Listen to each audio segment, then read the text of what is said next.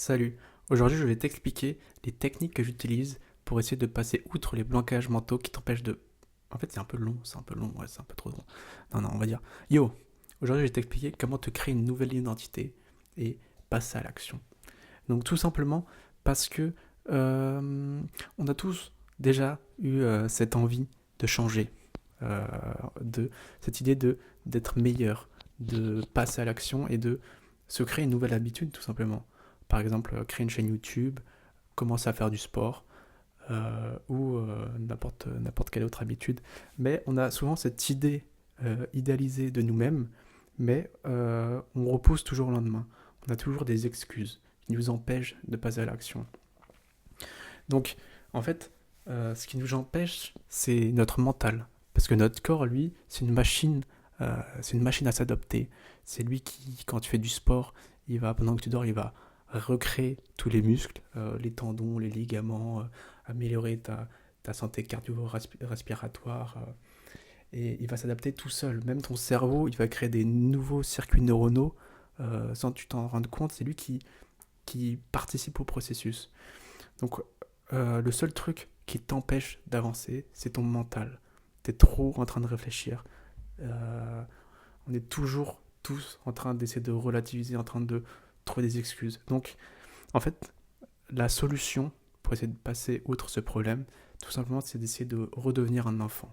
Parce que quand tu regardes un enfant, en fait, les enfants, ils sont insouciants, ils sont inconscients, en fait. Ils s'imaginent pouvoir ils rêvent, ils s'imaginent être, quand on leur demande qu'est-ce que tu veux faire plus tard, ils disent je veux devenir astronaute, je veux devenir chevalier, je veux devenir licorne, des trucs qui n'ont aucun sens parce qu'ils n'ont euh, aucune version, ils voient pas la réalité en fait.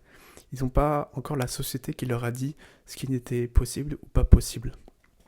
Donc en fait, l'idée c'est d'essayer de retrouver cet état inconscient, de travailler sur l'inconscient. Parce qu'en fait, l'inconscient, c'est un peu ton esprit qui va te. C'est un peu l'esprit. L'esprit. euh, le cœur d'une personne, un peu. C'est un peu le côté vraiment primaire, le feu qui est en toi, en fait. Souvent, tous tes désirs, tes émotions, ils viennent de ton esprit. Donc, les petites techniques que moi j'utilise pour essayer de revenir à cet état, qu'on a oublié en grandissant, que la société a essayé de casser et de plus nous pousser vers le mental, vers l'aspect rationnel des choses. Là, on va essayer d'aller vers le côté irrationnel, inconscient, un peu le côté un peu, euh, un peu créatif et artistique en fait. Donc, tout simplement, la première technique, c'est la règle des 5 secondes. Tu vas arrêter de réfléchir, tu vas compter jusqu'à 5 et tu commences à faire ce que tu veux. Tu vas prendre une douche froide par exemple et ça va euh, te remettre dans l'instant présent. Ça marche pas pour tout le monde, mais si tu arrives à bien utiliser, si tu arrives à entraîner ton corps et ton esprit à chaque fois que tu as envie de faire un truc que tu n'as pas envie de faire, tu utilises cette technique, ça peut devenir magique en fait. Ça peut juste être un interrupteur que tu actives et devenir aussi simple qu'appuyer un bouton en fait. Ensuite, la deuxième technique, c'est plus une habitude, c'est le fait de méditer. Quand tu médites régulièrement, tu vas habituer ton corps et ton esprit à être dans cet état un peu de transe, un peu, ou d'état de conscience. Et en, en, en t'apprenant cet état, en fait, tu vas pouvoir essayer de retransposer cet état dans d'autres aspects de ta vie ou d'autres activités. Et le but, c'est d'essayer d'être constamment dans cet état de conscience et de ne pas être en train de réfléchir et de redevenir comme un enfant et d'être très intuitif en fait. Parce que souvent, les blocages, c'est ce qui nous empêche de taper dans notre côté intuitif qu'on avait quand on était enfant. Souvent, les enfants, ils réfléchissent pas, ils agissent et, euh, et, et pour passer à l'action, c'est le meilleur truc.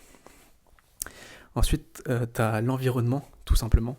L'environnement, ça peut te pousser vers le bas comme ça peut te pousser vers le haut.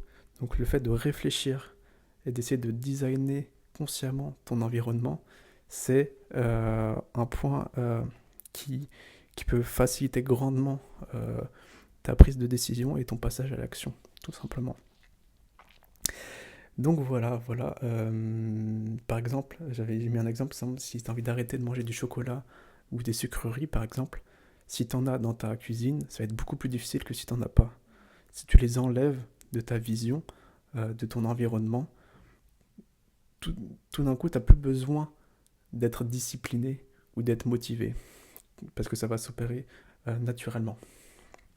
Ensuite, on a l'art de décortiquer les choses. En fait, si tu as du mal à attaquer un projet, tout simplement, tu vas le couper en plusieurs petits morceaux et t'attaquer à un seul morceau à la fois. Ça peut paraître tout con, mais ça marche pour plein de choses. Et là, ça fait pas trop. Tu tapes pas trop dans le côté intuitif et inconscient, mais ça permet de passer à l'action plus facilement. Souvent, quand tu as des gros projets euh, à réaliser, tout simplement. Donc, j'espère que ça t'a plu, j'espère que j'étais euh, ouais, que c'était compréhensible. Et voilà, donc en fait, le plus dur, c'est de se lancer, c'est de commencer. Une fois que tu as commencé, le reste vient naturellement. Voilà, j'espère que ça t'a motivé un peu et que ça t'a renseigné. Salut, à la prochaine.